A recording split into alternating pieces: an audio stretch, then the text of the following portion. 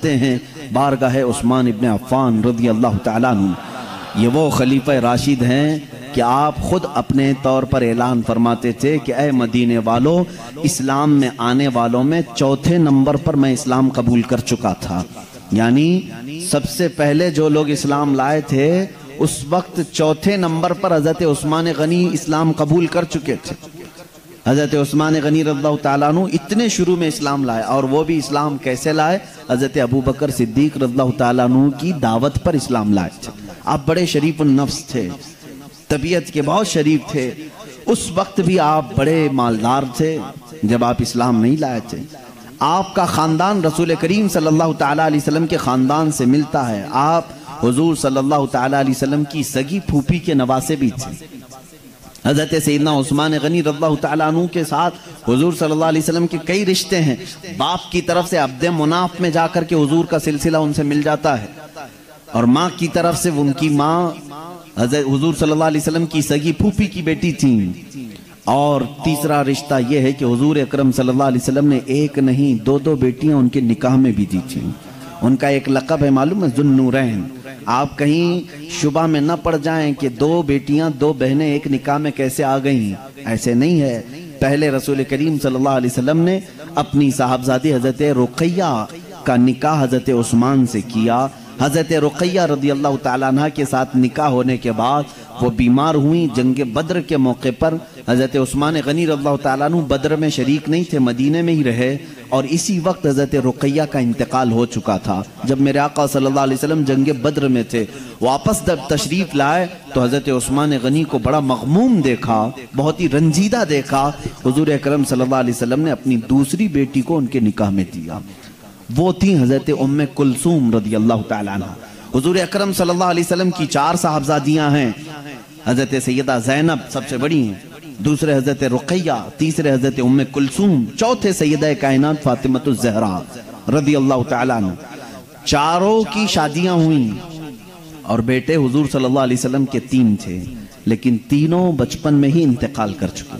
हज़रत अब्दुल्ला, हज़रत इब्राहीम, हज़रत कासिम, ये तीनों साहबजादे हुजूर सल्लल्लाहु अलैहि वसल्लम की गोद में ही वफात पा चुके।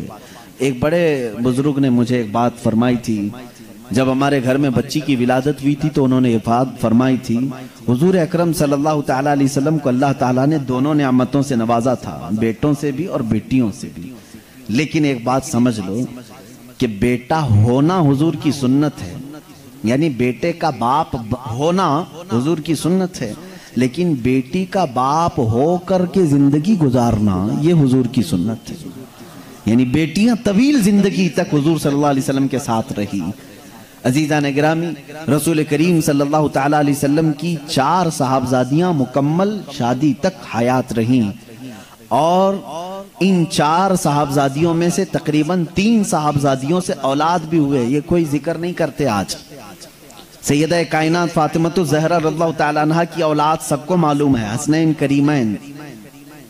हज़रत फातिमा की कितनी औलाद थी? हसन और हुसैन, यही मालूम है ना, बल्कि उनकी और भी औलाद थी। हज़रत ज़ैनब भी थी, हज़रत मोहसिन भी थे, 3 बेटे थे, और भी औलाद हज़रत फातिमा की थी। ये अलमिया है हमारे साथ कि कहीं ना कहीं इन शिया लोगों ने वरगला करके बाकी सबको छुपा दिया। हुजूर सल्लल्लाहु तआला अलैहि वसल्लम की बड़ी बेटी हज़रत ज़ैनब, उनसे भी एक बेटी थी उमैमा, या और एक जगह उमामा है। हज़रत उस्मान ने जिनसे निकाह किया हज़रत रुक़ैया, उनसे भी एक बेटे पैदा हुए अब्दुल्ला। इसी से हज़रत उस्मान को अबू अब्दुल्ला कहा जाता था। यानी रसूल करीम सल्लल्लाहु अलैहि वसल्लम के नवासे और भी थे, लेकिन वो बचपन में इंतकाल कर गए।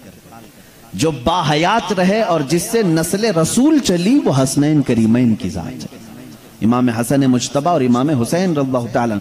इसलिए हम कसरत से उनका जिक्र करते हैं। जिक्र करने में कोई ऐब नहीं, लेकिन मेरा कहना यह है इनके साथ रसूल करीम सल्लल्लाहु अलैहि वसल्लम की दूसरी साहबजादियों का भी जिक्र किया जाए, हुजूर सल्लल्लाहु अलैहि वसल्लम के दूसरे घर वालों का भी जिक्र किया जाए, क्योंकि अहले बैत में सब शामिल हैं। मेरे आका सल्लल्लाहु अलैहि वसल्लम का पूरा घराना अहले बैत है। बहरहाल ये फिर मैं कल जिक्र करूंगा अहले बैत की, जब बात आएगी कि अहले बैत के क्या मामलात हैं। और उनकी मोहब्बत हमारे लिए ईमान का दर्जा रखती है, बल्कि उनकी मोहब्बत में जिसका इंतकाल हो जाए उसे शहादत की मौत है। हम जिक्र करेंगे, लेकिन आज हम सैयदना उस्मान गनी रज़ियल्लाहु ताला अन्हु की बारगाह में आए हैं। हज़रत उस्मान रज़ियल्लाहु ताला अन्हु ये वो सहाबी हैं, रसूल करीम सल्लल्लाहु ताला अलैहि वसल्लम के हमरा रहे। इनके दो लक़ब हैं, एक जुल हिजरतैन है और एक जुल नूरैन है। दो नूर वाला और दो हिजरतों वाला। दो नूर वाला इसलिए कि हुजूर सल्लल्लाहु अलैहि वसल्लम की दो दो बेटियां जो नूर ही हैं, वो दोनों हजरत उस्मान के निकाह में आई, क्योंकि हुजूर सल्लल्लाहु ताला अलैहि वसल्लम की औलाद को भी हम क्या कहते हैं, वो नूर वाले हैं। इमाम अहले सुन्नत ने नहीं फरमाया, तेरी नस्ल पाक में है बच्चा बच्चा नूर का, तू है ऐने नूर तेरा सब घराना। हमारा तो अकीदा ये है, हुजूर सल्लल्लाहु अलैहि वसल्लम के दो दो नूर किसके घर में थे, उस्मान गनी रज़ियल्लाहु ताला अन्हु के दो नूर थे। इतना ही नहीं, मेरे आका सल्लल्लाहु अलैहि वसल्लम की हयात में ही उम्मे कुलसूम का भी इंतकाल हुआ, दूसरी साहबजादी हुजूर की, वो भी इंतकाल कर गई। लेकिन जब तक हुजूर सल्लल्लाहु अलैहि वसल्लम की चौथी साहबजादी सैयदा कायनात फातिमतुज़ ज़हरा रज़ियल्लाहु ताला अन्हा मौला अली करमल्लाहु वजहुल करीम के निकाह में थी, हुजूर सल्लल्लाहु अलैहि वसल्लम फरमाते हैं, मेरी अगर इनके अलावा 40 बेटियां होती तो ये के बाद दीगरे मैं सब उस्मान के निकाह में देना पसंद करता। हजरत उस्मान गनी रज़ियल्लाहु ताला अन्हु से मेरे आका सल्लल्लाहु अलैहि वसल्लम का वो लगाव था। आपकी जिंदगी की बड़ी तफसीलात हैं, मैं दो चंद बातें ही लेकर के आपके सामने आऊंगा। आपकी सबसे बड़ी प्यारी जो अदा थी, खसलत थी, वो ये है कि आप हया के पैकर थे। शर्म व हया इस कदर थी, अल्लाहु अकबर, जिसको खुद मेरे आका सल्लल्लाहु अलैहि वसल्लम फरमाते हैं। हज़रत आयशा सिद्दीक़ा रज़ियल्लाहु ताला अन्हा इस हदीस की रावियाँ हैं, फरमाती हैं कि एक बार मेरे आका सल्लल्लाहु अलैहि वसल्लम अपने हुजरे में लेटे हुए थे, पैर लंबे थे, तहबंद हुजूर सल्लल्लाहु अलैहि वसल्लम जो पहनते थे लुंगी शरीफ, वो थोड़ा सा पिंडलियों तक ऊपर आई थी। इस असना में सैयदना अबू बकर सिद्दीक रज़ियल्लाहु ताला अन्हु हुजरे में दाखिल हुए, हुजूर सल्लल्लाहु अलैहि वसल्लम बदस्तूर लेटे रहे। हज़रत उमर फारूक रज़ियल्लाहु ताला अन्हु फिर थोड़ी देर के बाद आए कमरे में, हुजूर सल्लल्लाहु अलैहि वसल्लम लेटे रहे। हज़रत उस्मान जैसी कमरे में आए, हुजूर ने अपनी तहबंद सही कर ली। गलत तो नहीं थी, लेकिन पैर को मोड़ लिया और तहबंद को आगे खींच लिया। हज़रत आयशा सिद्दीक़ा रज़ियल्लाहु ताला अन्हा फरमाती हैं, जब ये साहब सब मुलाकात करके और भी दीगर साहब आए, जब चले गए तो मैंने पूछा रसूल करीम सल्लल्लाहु अलैहि वसल्लम से, क्या आप बदस्तूर ऐसे ही लेटे रहे? पहले जो दो साहबा आए, तीसरे में हज़रत उस्मान आए, तो आप अपने पैर को मोड़ लेते हैं और अपनी तहबंद को खींच लेते हैं, ऐसा क्यों किया? सैयदुना रसूल करीम सल्लल्लाहु ताला अलैहि वसल्लम ने इरशाद फरमाया, ऐ आयशा, क्या मैं उससे हया ना करूं जिससे अल्लाह के फरिश्ते भी हया करते हैं? हयाए उस्मान का मकाम ये है मेरे अजीजों। सैयदना उस्मान गनी रज़ियल्लाहु ताला अन्हु के मुतालिक मेरे आका सल्लल्लाहु अलैहि वसल्लम फरमाते हैं, अल्लाह के फरिश्ते भी उस्मान से हया करते हैं। यकीनन मेरे आका सल्लल्लाहु अलैहि वसल्लम के सहाबा की जिंदगियां अगर टटोल करके देखोगे तो जिंदगी का एक एक शोबा एक एक जिंदगी से मिल ही जाएगा। हर सहाबी की जिंदगी में कोई ना कोई ऐसी सिफत तुम्हें मिलेगी जो हमारी पूरी जिंदगियों का इहाता करती है। इस हया का क्या किरदार है? हया समझते हैं ना, हया दो तरह की होती है, एक हयाए रहमानी है और एक हयाए शैतानी है। दोनों चीजें समझ लो। हयाए रहमानी क्या है और हयाए शैतानी क्या है? अगर गुनाह करने से तुम्हें शर्म आती है, अलल ऐलान कुछ गंदे काम करने से तुम्हें हया आती है, तो यह हयाए रहमानी है, अच्छी हया है। लेकिन नेकी करने से अगर किसी को शर्म आती है तो यह हयाए शैतानी है। दो जगह हया आती है ना। मियां आप टोपी क्यों नहीं पहन रहे? अरे शर्म आ रही है। आप दाढ़ी रखने में क्यों पसो पेश कर रहे हो? शर्म आती है। चार लोगों के साथ बैठना रहता है, हमारे काम धंधे रहते हैं। ये जो शर्म है, ये जो हया है, इसको हयाए शैतानी कहा जाता है। ये शैतानी शर्म है। नेकियों के मौके पर हजरत सलमान फारसी रज़ियल्लाहु ताला अन्हु के पास एक यहूदी आया और वो सवाल कर रहा था। कुछ बातों में हजरत सलमान फारसी रज़ियल्लाहु ताला अन्हु ने इस्तिंजा करने का तरीका उसे बताया कि इस्तिंजा करने का तरीका हुजूर अकरम सल्लल्लाहु अलैहि वसल्लम ने हमें यूं सिखाया है, अगर पानी हो तो पानी से और ढेला हो तो ढेले से किस तरह से करना चाहिए। वो हंसने लगा मुंह पकड़ करके, कहा अरे ये भी बातें तुम्हारे रसूल बताते हैं। सलमान फारसी रज़ियल्लाहु ताला अन्हु ने फरमाया, वल्लाह शरीयत को सीखने में जो हया करता है वो हम में से नहीं है। हुजूर सल्लल्लाहु अलैहि वसल्लम ने फरमाया कि हुजूर अकरम सल्लल्लाहु ताला अलैहि वसल्लम हमें हर मसले को बताते हैं और शरीयत में कोई हया नहीं। हया तो उस वक्त करो जब तन्हाई में गुनाह कर रहे हो, गुनाह कर रहे हो। आज इस हयाए रहमानी का फुकदान मुझे नजर आता है। ये हयाए रहमानी कहां चली गई जो सैयदना उस्मान गनी रज़ियल्लाहु ताला अन्हु ने हमें अपनी जिंदगी पाक में दिया था। जानते हैं मेरे अजीजों, एक मर्तबा ऐसा हुआ हजरत उस्मान गनी रज़ियल्लाहु ताला अन्हु की जिंदगी में, ये बात हया से भी ताल्लुक रखती है और वफादारी रसूल से भी ताल्लुक रखती है। गौर से सुने आप, जब हुदैबिया के मकाम पर हुजूर सल्लल्लाहु ताला अलैहि वसल्लम के साथ 1400 सहाबा थे। कल मैंने बताया था कि हुजूर सल्लल्लाहु अलैहि वसल्लम अपने सहाबा के साथ उम्रा करने के लिए निकले हैं, लेकिन मक्का वालों ने बीच रास्ते में आपको रोक लिया, कहा कि हम उम्रा के लिए जाने की इजाजत नहीं देते। 35 किलोमीटर सिर्फ बाकी रह गया था मक्का, रोक दिया। हुजूर सल्लल्लाहु ताला अलैहि वसल्लम ने अपनी तरफ से बातचीत करने के लिए मक्का वालों से हजरत उस्मान को भेजते हैं, क्योंकि मक्का वाले हजरत उस्मान की बड़ी इज्जत करते थे, वो बहुत मोहतरम थे मक्का वालों की नजर में। हुजूर अकरम सल्लल्लाहु अलैहि वसल्लम ने हजरत उस्मान को अपना नायब बनाकर मक्का भेजा बातचीत करने के लिए। हजरत उस्मान गनी रज़ियल्लाहु ताला अन्हु भी एहराम पहन कर के आए थे। कहां से? मदीने से एहराम पहन के आए और वो पहुंच गए मक्का में। मक्का वालों से बातचीत करना था, सुलह की बात करनी थी कि हमारा रास्ता छोड़ दो, हमको आने दो, हरम काबा का तवाफ करने दो, हमें उम्रे के अरकान अदा करने दो। सैयदना उस्मान गनी रज़ियल्लाहु ताला अन्हु जब बातचीत करने के लिए आए तो उस वक्त मक्का वालों ने मना कर दिया कि हम मोहम्मद सल्लल्लाहु अलैहि वसल्लम और उनके साथियों को मक्का में दाखिल होने हरगिज नहीं देंगे। लेकिन साथ में उन्होंने एक बात ये भी कही, ऐ उस्मान तुम आ गए हो मस्जिद हरम तक। कहां आ गए थे? मस्जिद हरम मक्का तक। तुम चाहो तो अपना उम्रा पूरा कर लो और चले जाओ, मोहम्मद सल्लल्लाहु अलैहि वसल्लम और उनके दूसरे साथियों को आने की इजाजत नहीं देंगे। हज़रत उस्मान गनी रज़ियल्लाहु ताला अन्हु बाबे हरम पर खड़े हैं, खाने काबा करीब में है। कहते हैं, ए लोगों, जिंदगी भर मेरे जिस्म पर एहराम रहे तो रह जाए, बगैर नबी के उम्रा का एक चक्कर भी नहीं करूंगा, खाने काबा के तवाफ का एक चक्कर भी नहीं अदा करूंगा। अगर तुमने नबी को रोका तो नबी के बाद फिर उम्रा है क्या चीज? ये सहाबा का ईमान था। बगैर रसूल करीम सल्लल्लाहु ताला अलैहि वसल्लम के उन्होंने मना कर दिया कि मैं आ तो गया हूं, लेकिन तुम जब नबी को रोके हो तो मैं कैसे उम्रा करूं? नहीं किया। एहराम की हालत में थी, बात चल रही थी। हजरत उस्मान गनी रज़ियल्लाहु ताला अन्हु मक्का में गए और हुजूर सल्लल्लाहु अलैहि वसल्लम अपने सहाबा के साथ कहां हैं? हुदैबिया के मकाम पर, जो 35 किलोमीटर दूर है।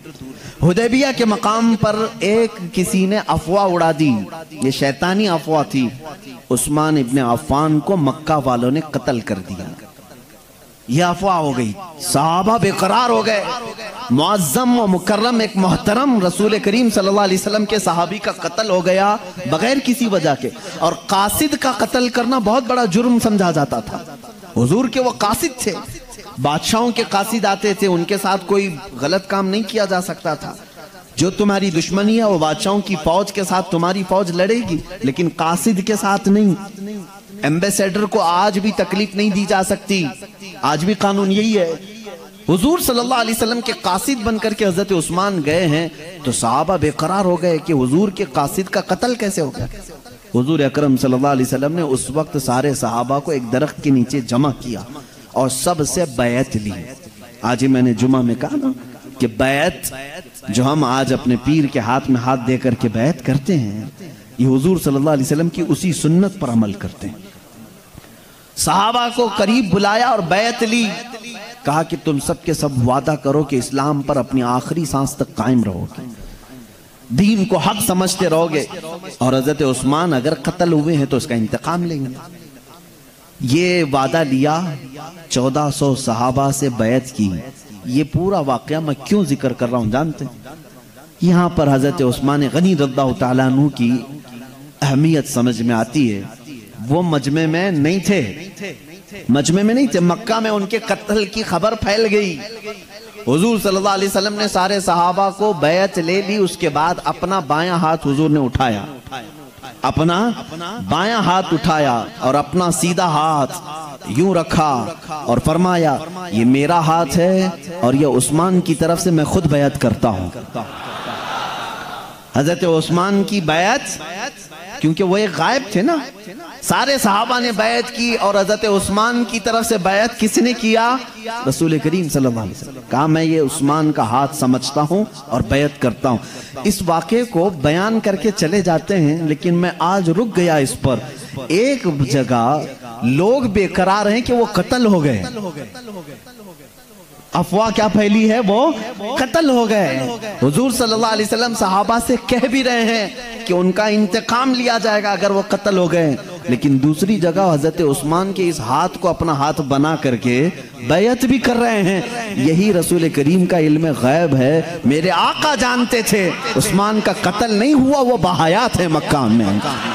और हुआ भी ऐसी ही कि शाम ना हो पाई कि हज़रत उस्मान गनी सही सलामत वापस आए और फिर अपना हाथ रसूल करीम सल्लल्लाहु अलैहि वसल्लम के हाथ में दिया और बैत की। अब इस बैत का कहाँ से तज़किरा है? मैं हयाए उस्मानी को लेकर के चला था, तो मैं सुलह हुदैबिया भी ले जाना पड़ा और मक्का के तवाफ तक भी जाना पड़ा, अब बैत तक भी मुझे आना पड़ा। इसलिए हज़रत उस्मान गनी रज़ियल्लाहु ताला अन्हु हुजूर सल्लल्लाहु अलैहि वसल्लम के हाथ में हाथ दे करके बैत कर चुके। अब उसके बाद हज़रत उस्मान गनी रज़ियल्लाहु ताला अन्हु हुजूर सल्लल्लाहु अलैहि वसल्लम की जिंदगी में भी और उसके बाद भी तकरीबन 12 साल आपकी खिलाफत, हज़रत उमर और हज़रत अबू बकर सिद्दीक की 12.5 साल खिलाफत, 24.5 साल ये, और हुजूर सल्लल्लाहु अलैहि वसल्लम की जिंदगी पाक में बैत करने के बाद भी 4 साल तक, यानी तकरीबन 28 साल समझ लें हज़रत उस्मान गनी इस बैत के बाद 28 साल बाहयात रहे। मेरे आका हज़रत उस्मान फरमाते हैं इस हाथ को कभी उन्होंने इस्तिंजा के लिए भी इस्तेमाल नहीं किया, कभी भी इस हाथ को अपनी जरूरियात के लिए भी इस्तेमाल नहीं किया। हाजत के लिए जिस तरह इस्तेमाल करते हैं, फरमाते हैं मैंने रसूल करीम सल्लल्लाहु अलैहि वसल्लम के हाथ में यह हाथ दिया था, उसके बाद मैंने यह अहद कर लिया था कि ये हाथ अपने उस जगह तक ना ले जाऊं जो सतर के अंदर हो सकता हो। 28 साल तक अपने इस हाथ की हिफाजत किया, 28 साल तक हया के वो पैकर थे, इसलिए मुझे ये बैत जिक्र करनी पड़ी। ऐ मेरे अजीजों, उस उस्मान इब्न अफ़्फ़ान रज़ियल्लाहु ताला अन्हु की हया को तो देखो, उस हया को तो देखो। उन्होंने वो हाथ कहीं अपनी जरूरत के लिए, जबकि जायज है, नाजायज नहीं, नाजायज नहीं। अपने नाफ के नीचे हम सीधे हाथ से पकड़ सकते हैं, बाएं हाथ से भी पकड़ सकते हैं, अपने नाफ के नीचे रान को पकड़े, लेकिन हज़रत उस्मान गनी रज़ियल्लाहु ताला अन्हु ने अपनी रान को तक इस हाथ से नहीं छुआ, नहीं छुआ, कभी नहीं छुआ। क्यों? सिर्फ इसलिए कि इसको निस्बत हुई है रसूल करीम सल्लल्लाहु अलैहि वसल्लम के दस्ते मुबारक हैं बारगाह उस्मान इब्न अफ़्फ़ान रज़ियल्लाहु ताला।